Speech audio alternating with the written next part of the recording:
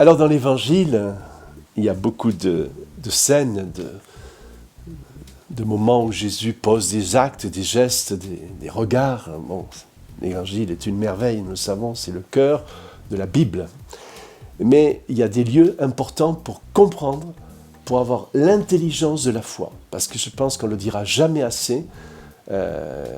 C'est d'abord le cœur, bien sûr, une rencontre de cœur avec Jésus, mais aussi l'intelligence de la foi dans un deuxième temps pour comprendre les choses. Et l'Évangile nous présente cela en particulier pour avoir une intelligence plus profonde de la miséricorde, liée à l'intelligence de la foi, la guérison du lépreux.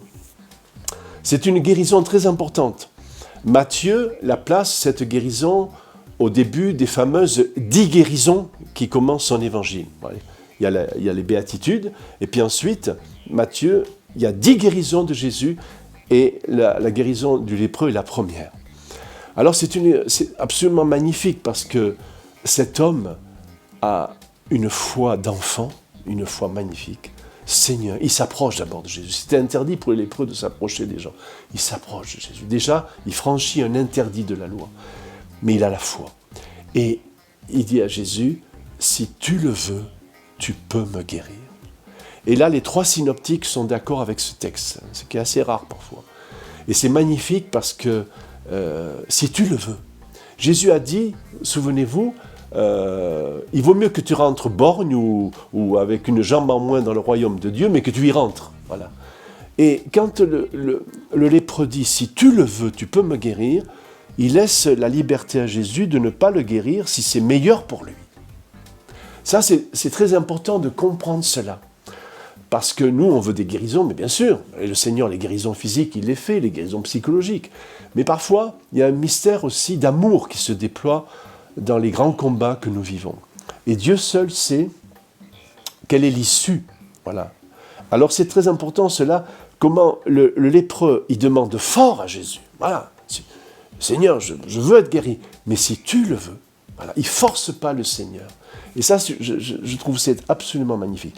Et devant cet homme, c'est saint Marc qui le dit, Jésus est remué jusqu'au plus profond de ses entrailles. Et là, nous retrouvons le grand mystère de la miséricorde, qui était déjà annoncé dans l'Ancien Testament, les fameuses Rahamim, les entrailles de Dieu, dont Osée parle, dont Isaïe parle.